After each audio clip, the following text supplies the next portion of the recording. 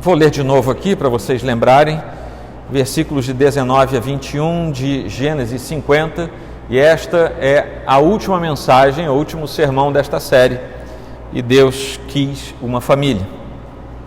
José, porém, lhes disse: não tenham medo, estaria eu no lugar de Deus? Vocês planejaram o mal contra mim, mas Deus o tornou em bem, para que hoje fosse preservada a vida de muitos. Por isso, não tenham medo, eu sustentarei vocês e seus filhos. E assim os tranquilizou e lhes falou amavelmente.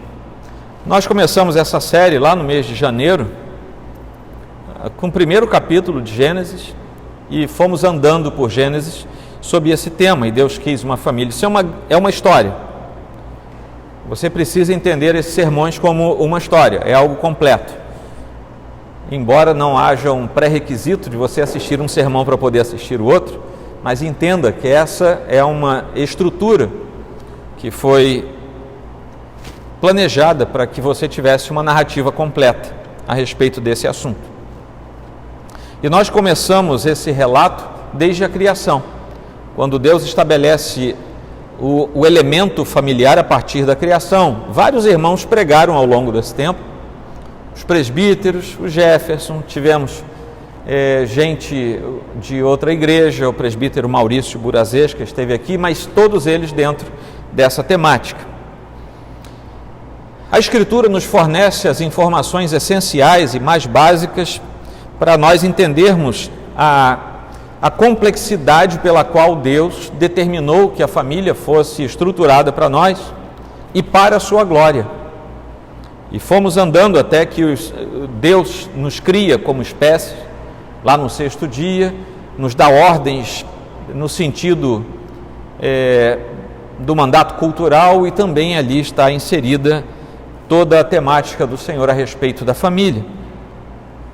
Após o início de tudo na descrição que temos na Escritura, nós visitamos episódios na vida de Abraão, de Isaac, de Jacó, e agora chegamos a José, passando por todos os patriarcas, dando assim um panorama daquilo que Deus fez pelas famílias e através das famílias, para que nós tivéssemos uma noção mais completa daquilo que nós somos, o porquê que nós somos assim e o que Deus espera de nós. Compreendemos a formação da família espiritual no meio desse tempo, porque nós entendemos também que por causa do comprometimento espiritual, por causa da queda, por causa do pecado, ao invés de sermos abandonados, Deus proveu meios para que, ainda peregrinando nesta terra, nós fôssemos inseridos na família do Senhor, antevendo dessa maneira algo que será por completo cumprido quando chegarmos à glória com o nosso Pai. E com o final da história de José, ele já está no finalzinho da história, aqui nesse capítulo 50, porque logo depois do que nós lemos, no versículo 22, já começa a tratar da morte dele e também daquilo que acontece, fazendo um link com o livro de Êxodo, que começa em seguida. José se torna um dos tipos do nosso Senhor. Ele entra na galeria da tipologia cristológica, por aquilo que ele fez e como ele fez, sem ter deixado as suas imperfeições como ser humano, mas ele entra nessa galeria tipológica. E nós vamos ver três coisas aqui imediatamente postas no texto bíblico, e depois vamos considerar algumas informações. Por causa dos atos de José, no final da sua vida e onde ele tinha chegado, ele fala para os seus irmãos três coisas que nós precisamos ouvir nos nossos dias. Não tenham medo. Deus transformou o mal em bem. E finalmente, José tranquilizou os seus irmãos, fazendo-se valer de duas doutrinas importantes da parte do Senhor: a doutrina da providência e a doutrina da soberania de Deus. Vamos ver então o que nós temos aqui. No versículo 19, ele começa dizendo: não tenham medo. E os irmãos de José vieram até ele assim que souberam da morte de Jacó, o pai, que estava lá com ele, já bem idoso. Eles vieram até José pediram lá para falar com ele. Eu não sei como era esse caminho da burocracia política egípcia naquele momento. Eu sei que eles tiveram acesso, mas eles trouxeram uma fala fictícia de Jacó.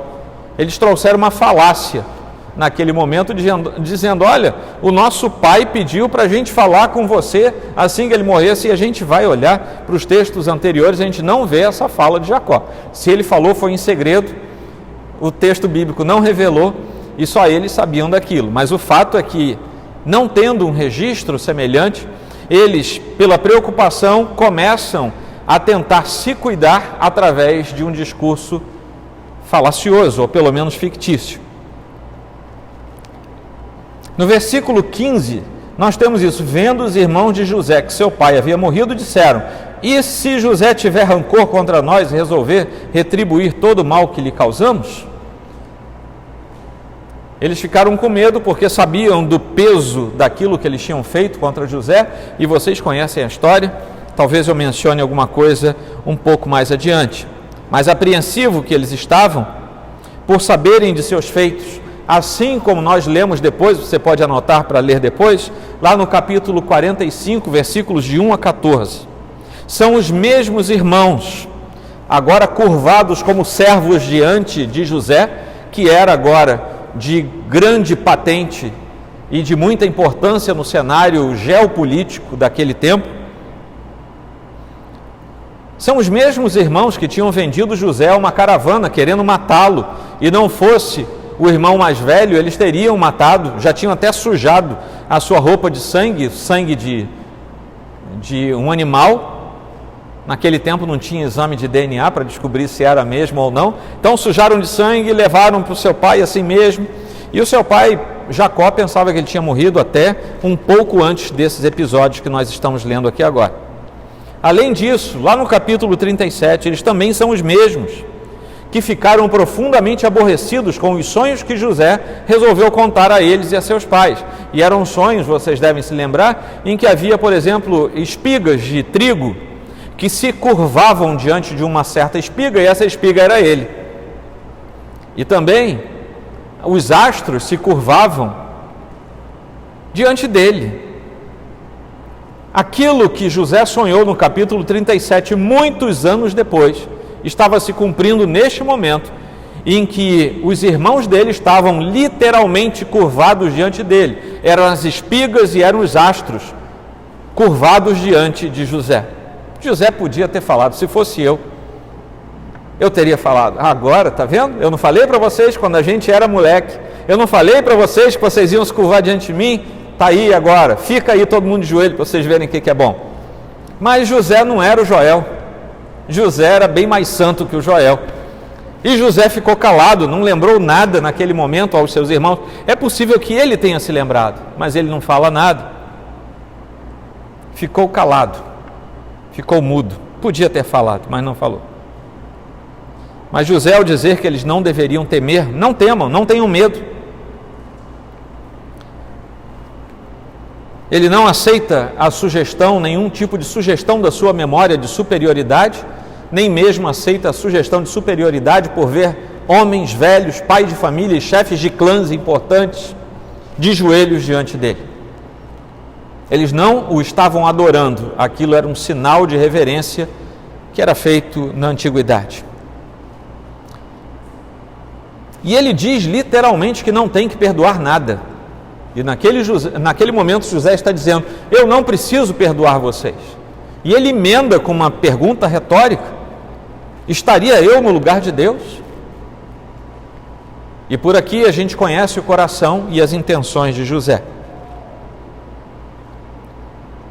Porém, José quer tranquilizá-los com uma palavra em que deixa de parecer Deus de qualquer jeito, porque entre os versículos 15 e 17, se vocês lerem depois com calma, os irmãos dele estão deixando José quase que no nível divino. E o medo deles é o medo de morte mesmo, degradação e morte, coisa que a gente sabe que pertence apenas a Deus. E naquele momento, José, com aquela pergunta retórica, ele simplesmente diz: eu sou gente que nem vocês, eu sou humano como vocês, eu não sou como Deus. E por essa mesma razão ele explica em seguida o que vem após essa pergunta retórica: estou eu no lugar de Deus? E nós sabemos que vem após isso uma resposta negativa da boca do seu pai. Ele já tinha aprendido isso. Lá no capítulo 30, o seu pai também faz essa mesma pergunta retórica num outro momento: será que eu estou no lugar de Deus? E ele já tinha aprendido aquilo com seu pai. Mais uma informação importante para as famílias: nossos filhos guardam aquilo que nós fazemos e falamos, e talvez em idade madura aquele ensino de tempos e anos atrás seja útil e venha à tona. E assim como Jacó, naquele episódio lá no capítulo 30, versículo 2,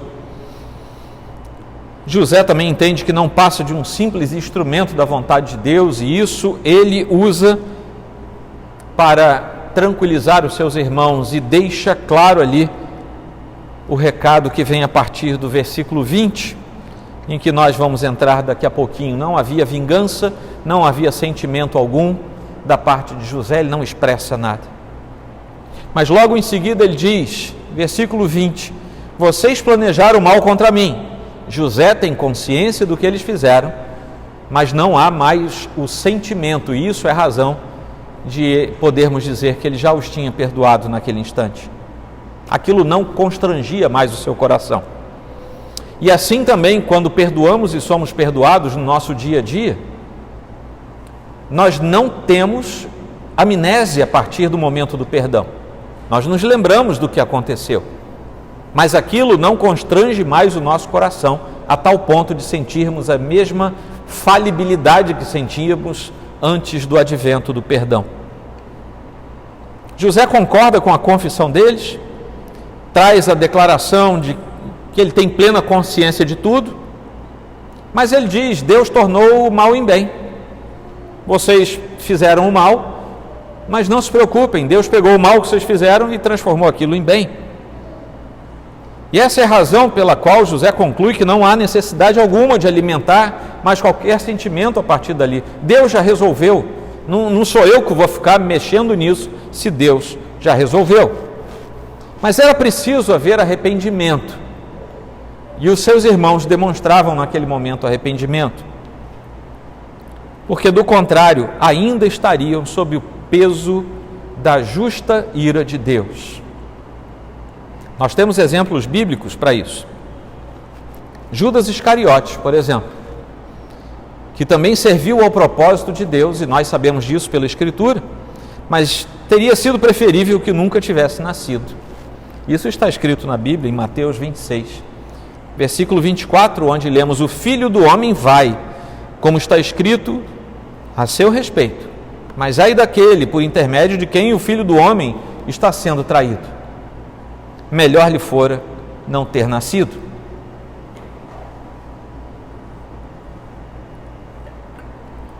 Melhor lhe fora não ter nascido.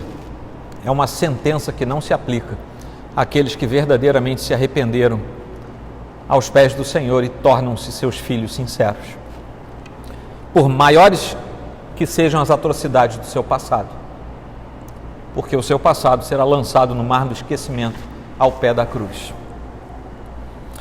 Diante das palavras de José, nós podemos então compreender melhor aquilo que se passava na história ao longo daquele tempo. Os irmãos planejaram seu mal, mas Deus o transformou em bem. A mulher de Potifar agiu malignamente e intentou o seu mal, mas Deus tornou isso em bem. Como assim, pastor? Ele foi para a cadeia por causa disso? Pois é, todos os eventos que se sucederam, por mais dramáticos que sejam, redundaram ao final de tudo em Deus transformando o mal em bem. O copeiro-chefe agiu erroneamente com ele, mas Deus transformou aquilo em bem.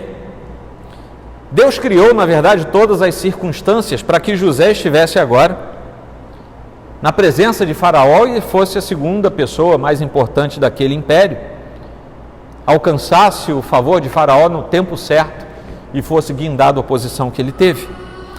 A sobrevivência do povo da aliança, o povo da promessa, dependia desses atos da parte de Deus, e a aliança jamais fracassaria, a despeito das angústias que José passou, e ele passou por muitas angústias. O futuro daquele povo traria o Salvador. E quando Deus transforma o mal em bem na vida de José, ele também está reacendendo a chama da esperança no povo da aliança, de que as promessas de Deus continuam sendo válidas. Terceiro ponto é que ele os tranquilizou. E aqui nós vemos claramente o início da fala de José, trazendo à tona duas doutrinas muito importantes: a doutrina da providência e a doutrina da soberania de Deus, que são duas das doutrinas mais caras ao pensamento reformado. Numa relação direta com o versículo 17, peço-lhe que perdoe os erros e passados de seus irmãos, os erros e pecados de seus irmãos, que o trataram com tanta maldade. Agora, pois, perdoa os pecados dos servos do Deus do teu pai. Quando recebeu o recado, José chorou. Vejam bem, José chorou diante daquela fala, que na verdade nem era de Jacó, né? Os irmãos estavam trazendo aquela fala. Mas José sabia o que ele precisava fazer. E diante desse versículo, surge a ideia lógica da providência de Deus em considerar seu mal como bem. Diretamente há uma conclusão lógica também de que os irmãos não precisavam ter medo naquele momento. E isso tudo já foi explicado ali. Porque, ao final de tudo, José faz uma exposição clara de por que eles não precisavam ter medo. Porque ele, que foi maculado, machucado e vendido por eles, e por causa disso foi parar na cadeia, foi parar nos mais terríveis momentos ao longo da sua vida jovem, ele passou a sua juventude muito mal, por causa deles. Mas ele vira ao final de tudo e diz assim para eles, mais uma vez ele diz, não tenham medo. A segunda vez que ele diz, não tenham medo, eu sustentarei vocês e seus filhos. O que José está dizendo é, não há nada contra vocês no meu coração. Vocês não precisam ter medo por uma razão simples. Eu vou tomar conta de vocês e dos filhos de vocês. E com aquilo, falando a eles amavelmente, como é o final do versículo, José tranquiliza de tal maneira o coração deles, que eles relaxam na presença deles. E aquilo falou ao coração deles. E eles se sentiram, portanto, a partir daquela mansa e amorosa fala, eles se sentiram constrangidos a deixar o medo de lado e a andarem juntamente com José a partir dali. Nós temos aqui uma grande verdade revelada. Deus redimiu a história de José. Deus trouxe bons frutos, não apenas para ele, para José, mas para todos os que cercavam José, inclusive aqueles que vieram depois, e inclusive nós, porque da descendência direta de José, séculos depois, nós temos o Salvador, o Senhor que nos salvou. José sabia e dizia que seus irmãos tinham feito tudo de mal com eles, quando venderam, quando o tornaram escravo, mas Deus transformou tudo aquilo em bênção, e isso para José era o bastante naquele momento. Eu gostaria de concluir isso, nós passamos pelos versos, trazendo um pouco de luz sobre eles, mas eu gostaria de concluir o sermão de hoje e a série, destacando duas doutrinas, como eu falei para vocês, que são das mais prezadas para nós e que nós vimos acontecendo e se manifestando claramente ao longo de todos os sermões que foram pregados aqui. Muitas vezes nós não nos conformamos com as circunstâncias ou com os problemas que estamos enfrentando. É muito comum o ser humano não ter conformidade com as coisas quando elas não estão do jeito que eles gostariam. É muito comum nós nos levantarmos contra aquilo que nos cerca, simplesmente perguntando aos ares, porque muitas vezes isso não é uma oração adequada, mas por que é que eu estou passando por isso? Por que é que neste momento eu estou desempregado? Por que é que neste momento eu estou enfermo? Por que é que neste momento minha família passa por isso ou por aquilo? A tese diante da narrativa de todos esses heróis do passado, patriarcas, desde Adão, entrando pelos patriarcas até José, é que nenhum deles podia fazer uma pergunta semelhante, nem eu posso e nem você pode. Porque essas perguntas, esse tipo de pergunta terá uma resposta que não é uma resposta condizente com a resposta bíblica. Aliás, nós que somos ocidentais temos o hábito de perguntar por quê para tudo. Vou contar um segredo para você: a literatura judaica não prevê a pergunta por quê, ela prevê a pergunta como. É outro universo. Um hebreu da antiguidade jamais perguntaria por que é que eu estou passando por isso. Ele perguntaria: como é que eu estou passando por isso? E a resposta a essas duas perguntas, por causa da mudança de uma palavra, é absolutamente diferente. Por que que Deus criou o homem? Nós perguntamos, um hebreu antigo perguntaria: como é que Deus criou o homem?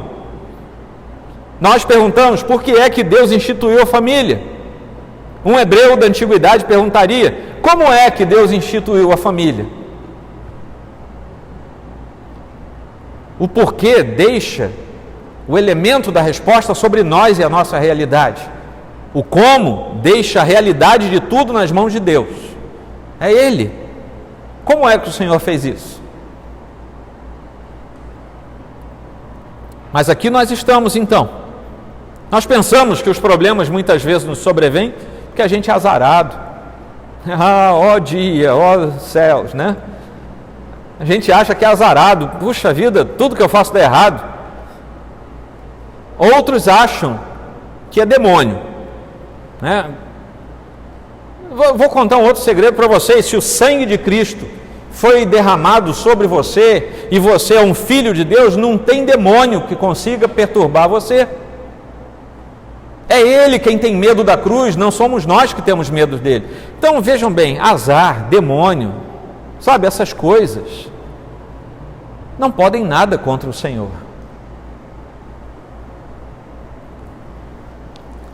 Outros pensamos que simplesmente eu não tenho tirocínio suficiente, eu faço tudo errado, por isso dá tudo errado para a minha vida.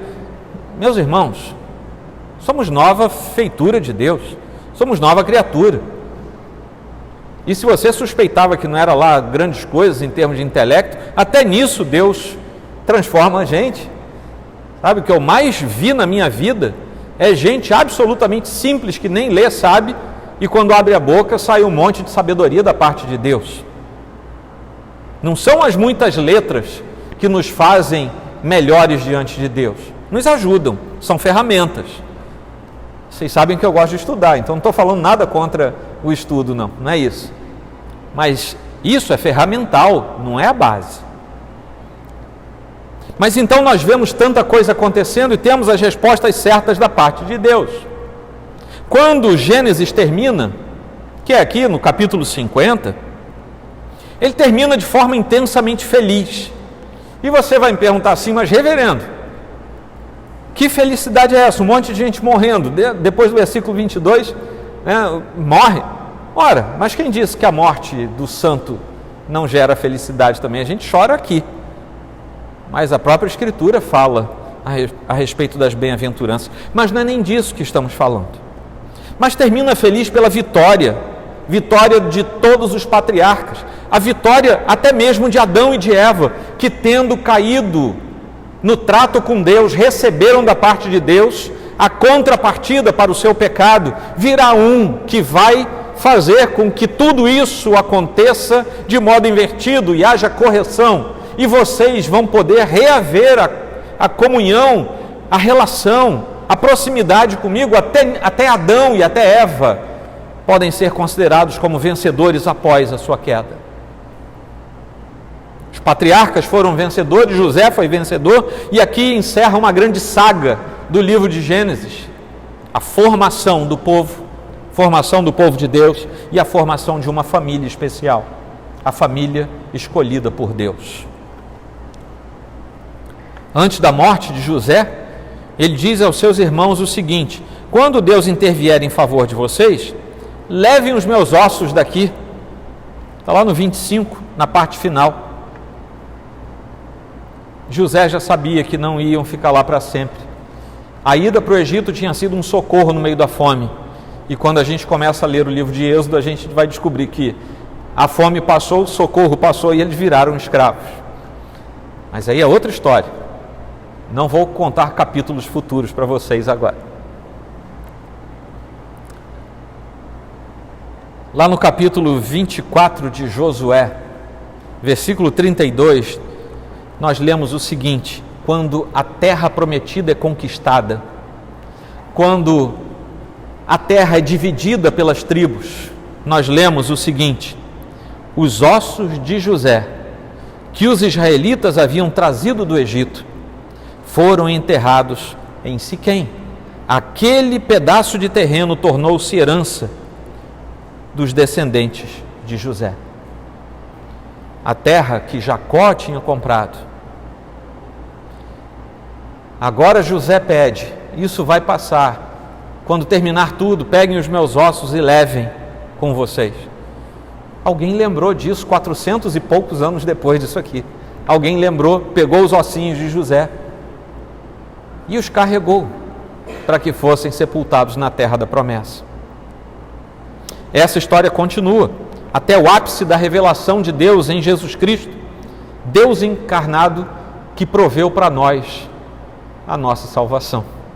A obra da providência é incompreensível na sua totalidade para nós, que a aceitamos por causa da revelação que Deus faz de si mesmo como um Deus totalmente providente.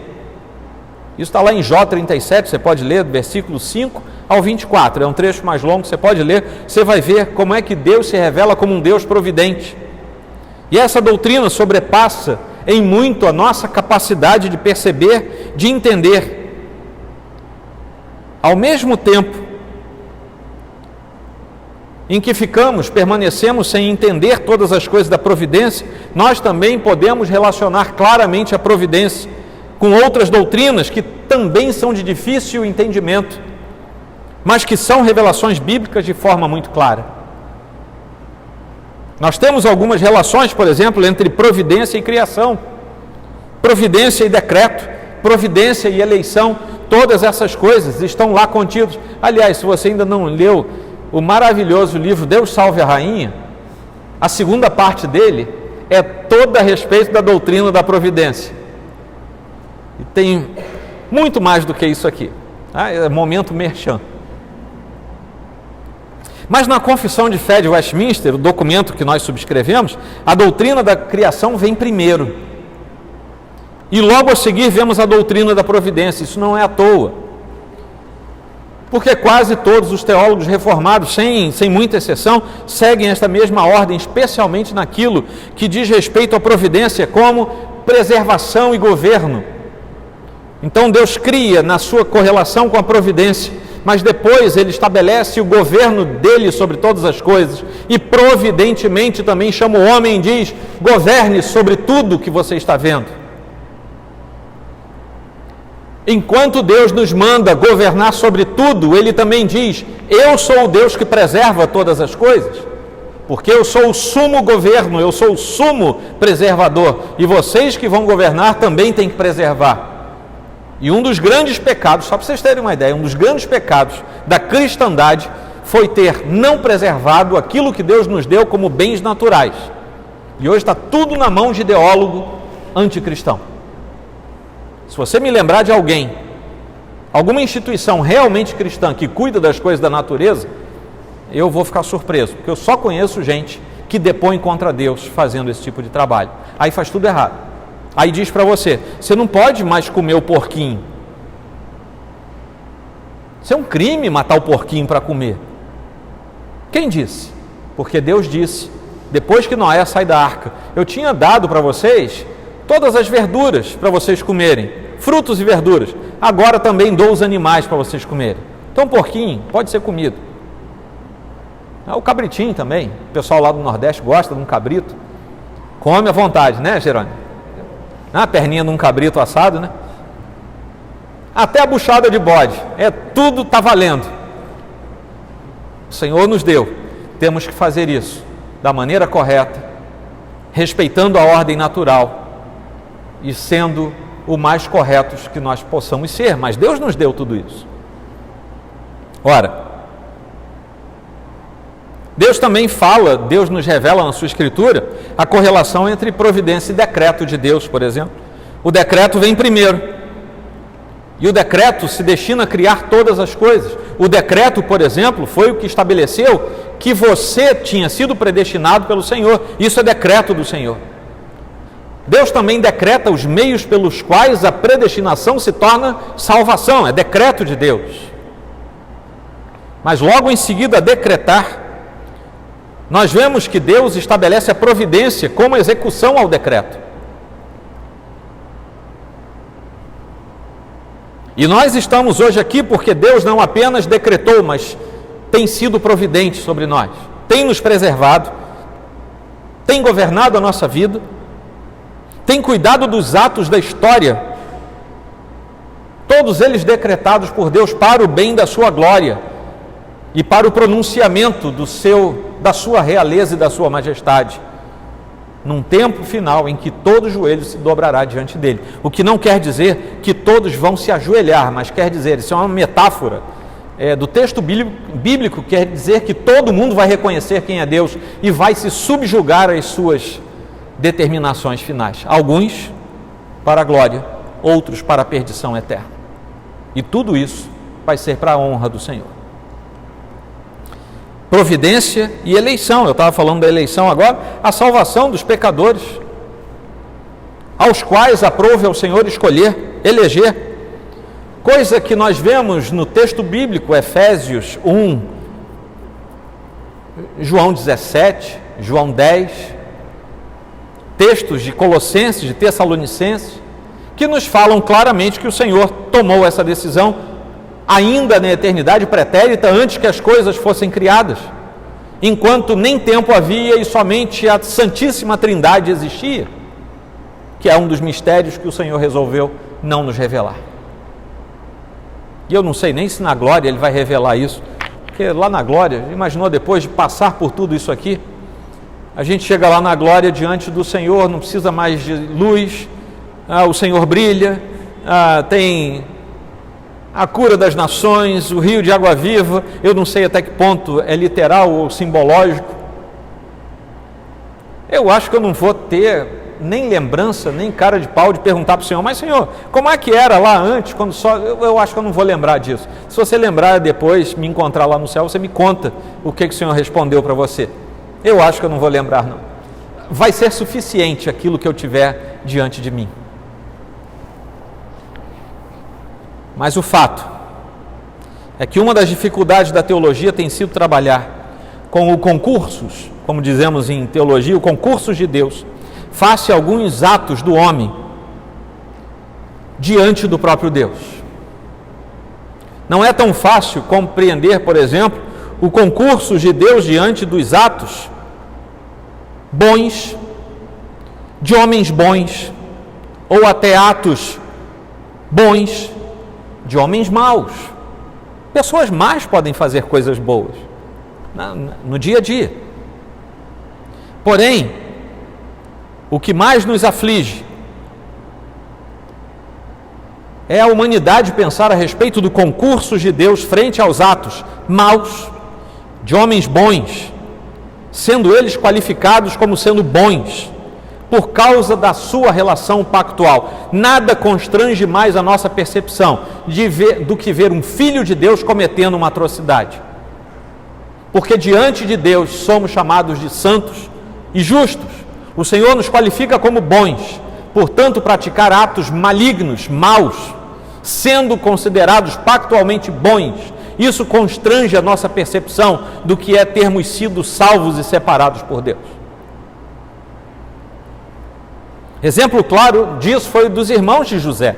Estamos falando de José. Eles eram homens bons, estavam debaixo do pacto de Deus. Bons, não que eles fossem perfeitos, mas eles estavam debaixo da aliança de Deus, estavam debaixo do pacto. Eles tinham seus nomes como nomes das tribos que dariam origem ao povo de Deus. Eles são representados até no Novo Testamento, até na Nova Jerusalém, eles são representados pelas pérolas, pelos portões. Seus nomes são citados frequentemente na Escritura, como nomes representativos de coisas espiritualmente significativas e boas. E nesse sentido, eles aqui são considerados bons, eles são crentes como nós, nesse sentido. Gente boa que está debaixo do pacto de Deus e que, num rompante da sua vida, faz alguma coisa muito ruim. Eles eram separados para Deus, e quando foram separados dos outros povos para Deus, eles passam a ser categorizados pela Escritura como gente santa, porque isso é ser santo, é ser separado para Deus. E debaixo dessa administração do Evangelho da Graça, talvez seja mais fácil a gente administrar isso na nossa vida, mas sendo nós membros da igreja visível do Senhor, nós somos lembrados que ainda somos falhos, dobramos os joelhos aqui hoje para pedir perdão ao Senhor, por causa dos nossos pecados. Mas nós temos que ter consciência daquilo que somos e fazemos. Por causa de ciúme, eles pegaram seu irmão, José, viram que o pai tinha predileção, e viram que ele estava fantasiado, né? Porque o texto diz que ele arranjou uma túnica toda colorida. Ele devia ter uma graça no meio do deserto, todo colorido. Mas sei lá, era o gosto, né, daquele tempo. Era o tipo de roupa. E lá vai José, todo faceiro lá com aquela roupa. E ainda vai contar para os irmãos que eles iam se curvar diante dele. Não prestou. E nós sabemos o final da história. Foi por causa de Rúben, o irmão mais velho, que ele foi preservado e não foi morto. Os irmãos de José haviam feito tudo de mal contra ele. Fizeram tudo errado, tudo de mal. Fizeram as maldades de acordo com o coração ainda pecaminoso deles. Os desejos do pecado vieram à tona. Mas José reconheceu que por detrás, nós lemos isso aqui no capítulo 50, por detrás de tudo aquilo, por detrás das ações mais de seus irmãos, que eram bons, praticando coisas más, e é por isso que a gente fica chateado com eles. Se eles fossem criminosos da antiguidade, ninguém aqui ia ficar chateado, a gente ia achar que era normal, né? O sujeito só não presta mesmo, ele vai fazer o que não presta. Não é assim que a gente pensa?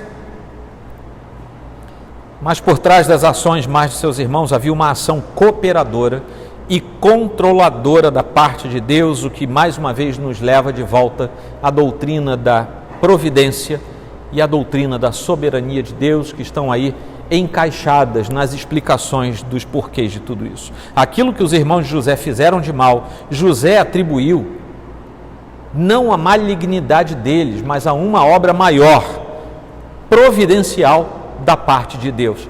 Eu estou aqui e vocês fizeram tudo aquilo para que nós hoje tivéssemos vida, e eu vou cuidar da vida de vocês. A obra providencial de Deus e a cooperação das partes nos atos maus dos homens é facilmente perceptível. Deus decretou a fome na terra. Vejam bem como é que se sucederam os fatos. Deus decretou a fome na terra. Usou os atos maus dos homens. Deus usou. Está escrito aqui no texto bíblico.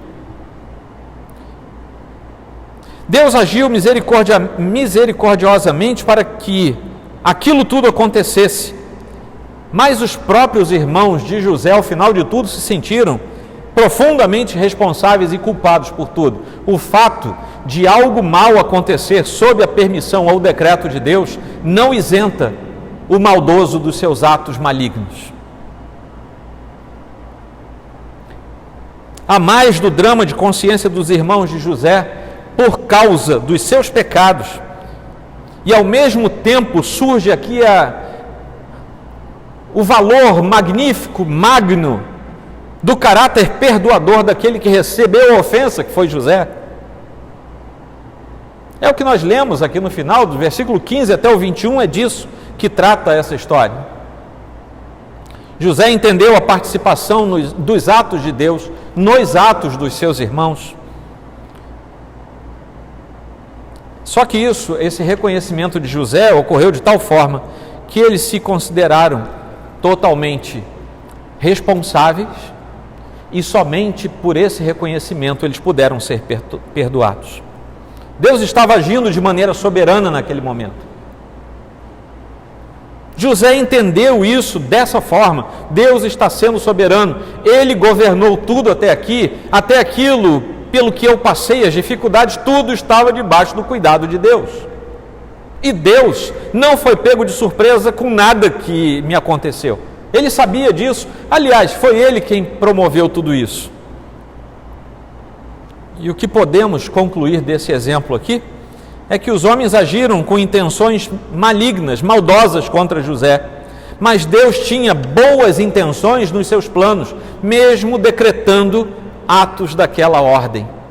Se José não tivesse passado pelo que passou, ele não teria parado onde parou, porque foi um escalonamento de sucessivos testemunhos pessoais e de terceiros a respeito disso, dele, que permitiram que ele um dia fosse chamado à presença de Faraó e dali nunca mais saísse. Ele não teria chegado diante de Faraó mandando seu currículo. Ele não teria chegado diante de Faraó fazendo alguma coisa estonteante acontecer. Era preciso que ele passasse por tudo aquilo. E o plano maior de Deus estava se cumprindo naquele momento. Essa é a tese de José. Essa mesma doutrina que nos conduz à percepção da salvação. E eu queria que você pegasse todos os sermões que você ouviu dessa série e entendesse uma coisa. Todo o planejar de Deus a respeito da família, desde a narrativa do primeiro capítulo de Gênesis até o número 50 que nós estamos hoje, que nós resolvemos chamar de Deus quis uma família, é porque Deus realmente estabeleceu uma família.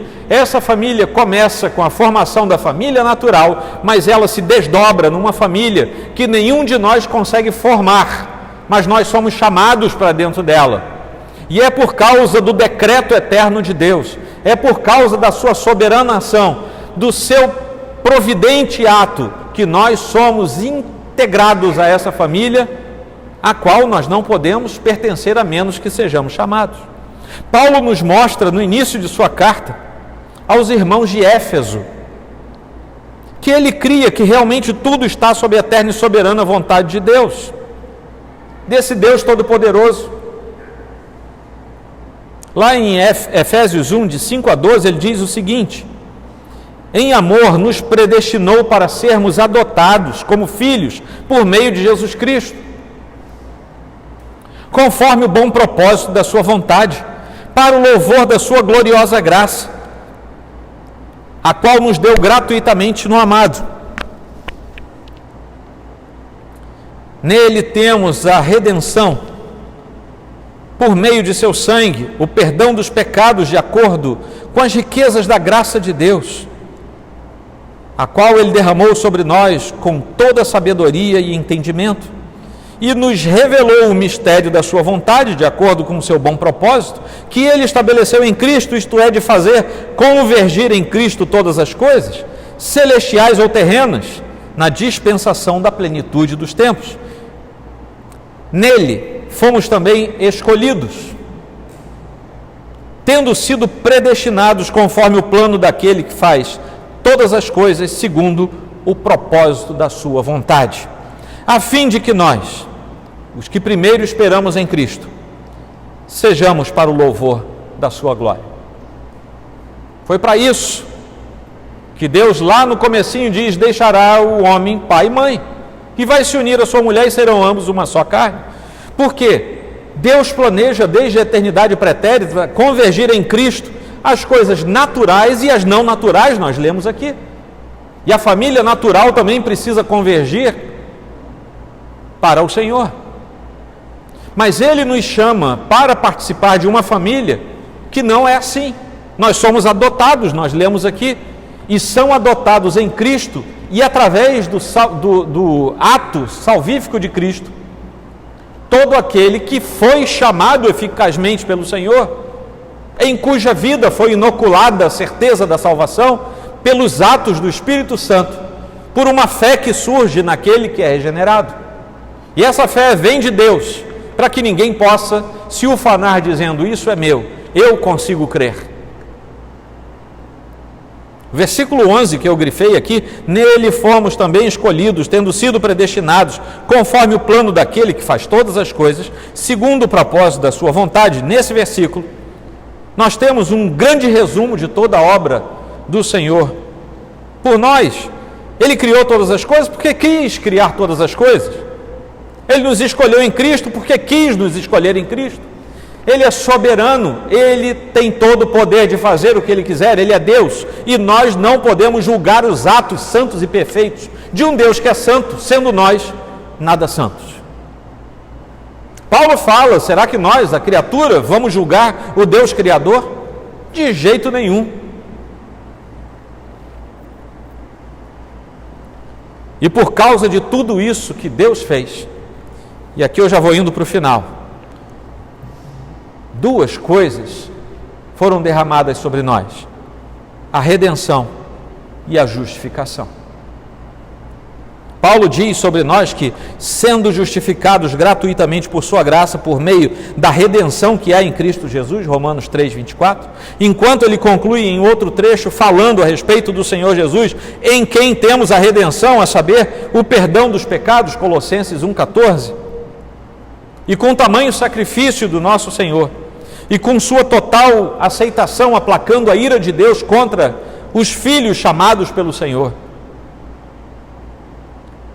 nós passamos a ser redimidos, ou seja, comprados pelo poder de Deus para o pertencimento de Deus. O sacrifício na cruz teve um papel adicional de adquirir para Deus, para comprar para o Senhor todos aqueles que Ele próprio já tinha selecionado por sua escolha de antemão. Lucas registra as palavras de Paulo dizendo o seguinte: cuidem de vocês mesmos e de todo o rebanho, sobre o qual o Espírito Santo os colocou como bispos, para pastorearem a igreja de Deus, que Ele comprou com o seu próprio sangue. Atos 20:28. Reforçando então a ideia de que nós estávamos como escravos num mercado, essa é a ideia da redenção. Redimir é comprar alguém, e essa palavra grega era usada para os escravos que eram levados até o mercado. E aparecia um sujeito lá querendo comprar um escravo novo. É coisa estranha, mas era assim que funcionava 2000 anos atrás. E o sujeito, eu queria aquele ali porque ele é mais fortinho, eu estou precisando de alguém para fazer um trabalho em casa. Aí comprava um escravo mais forte. Não, eu quero aquele ali porque ele tem cara de ter sido educado, eu quero que ele seja o mentor educacional dos meus filhos. Isso é verdade. Gente comprava escravo culto para ensinar os seus filhos. Não tinha colégio estadual nem escola municipal naquele tempo. Tá? A educação acontecia de outra maneira. E nós também estávamos no mercado, expostos como escravos. E todos aqueles, essa é a metáfora da redenção, todos aqueles que aprouve ao Senhor comprar, Ele comprou com alto preço, o preço do sangue do seu Filho Jesus. De quem Ele comprou, eu vou deixar isso para outra vez, mas não foi do diabo. Só para você não ir para casa achando algo errado. Deus não negocia com o diabo. Deus ordena ao diabo. Como diz Martinho Lutero, o diabo é o diabo de Deus. E ele usa aquela figura do cachorro na roça, né, que você põe um arame comprido e o cachorro amarrado. Né, e ele faz essa imagem para dizer que é assim que Deus trata a sua oposição espiritual. Ele amarra e permite que vá até ali e volte dali para cá, é só isso.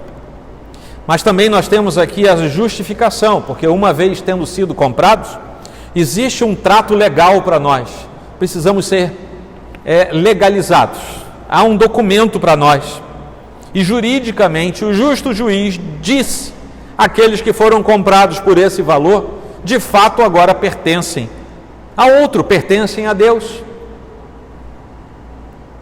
E como justo juiz, ele se satisfaz completamente com esse preço pago e decreta, então, essa aquisição. Como preço altíssimo, Jesus, em Romanos 4:25, diz que foi entregue à morte por nossos pecados e ressuscitado para a nossa justificação. Na próxima quinta-feira, vamos nos lembrar que o Senhor será levado para a morte. Na sexta-feira, que chamamos de Sexta-feira da Paixão, nos lembramos que o Senhor morreu. E no próximo domingo vamos nos lembrar que Ele ressuscitou. Não adianta procurar no meio de um sepulcro, o Senhor não vai ser encontrado lá. Acharam os ossos de José para levar para Canaã. Os ossos de Jesus não vão ser encontrados nunca. Então, na morte, Ele paga pelos pecados. Na ressurreição, nós somos tornados justos diante de Deus, o Deus Pai. Por isso é que nós lemos nas Escrituras que, tendo sido, pois, justificados pela fé, nós temos paz com Deus por nosso Senhor Jesus Cristo.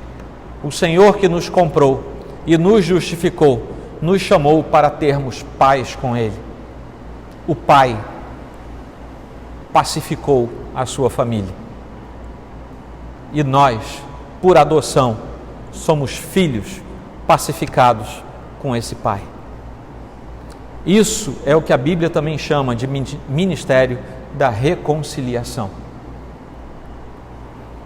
Vamos aplicar então. Nós terminamos essa série de sermões compreendendo que Deus criou em perfeição todas as coisas. Ele não criou nada errado. E criou em perfeição também o ser humano, que Ele estabeleceu para ser íntimo dele, para gerenciar toda a criação, ainda em perfeição, para o glorificar e para compor uma família natural que seria parte da família de Deus. Foi isso que foi quebrado com o pecado, porque a família natural hoje não necessariamente mais faz parte da família de Deus. É necessário haver um reencontro para que isso aconteça. Ora, o pecado afastou esse propósito, nos afastou desse propósito. Mas Deus restaura esse propósito pela regeneração, pela qual nós somos levados de volta, ainda nesta vida, a fazer parte da família de Deus. Porque se alguém não faz parte da família de Deus nesta vida, tampouco fará na vida eterna. Então nós fazemos parte da família de Deus pela restauração de todas as coisas. E fazemos parte da família de Deus ainda nesta terra, com imperfeições, mas faremos eternamente parte dessa mesma família, sem as limitações do pecado no porvir de glória. Então a recriação promove a restauração dos propósitos eternos de Deus em nós. E a comprovação se torna bastante clara. Por mais que o pecado e até Satanás intentem contra os planos perfeitos e eternos de Deus, o Senhor sempre haverá de tornar o mal em bem, sem que jamais se frustrem os planos do Senhor. Aqueles que Deus chamou na eternidade pretérita serão eficazmente chamados pelo Senhor mesmo, e toda a maldição do pecado será quebrada em bênção, tornada em bênção. Porque, como nos diz Gálatas 3,13, Cristo nos redimiu da maldição da lei, quando se tornou maldição em nosso lugar, pois está escrito: maldito todo aquele que for pendurado no madeiro. A maldição que estava sobre nós foi posta sobre Cristo, para que o mal que estava sobre nós seja tornado bem sobre a nossa vida. Resultado para você hoje, na prática, depois dessa série do sermão de hoje, é que se você for filho de Deus, realmente, você não precisa e não pode mais ter medo. Porque Deus transforma todo o mal em bem na vida dos seus filhos.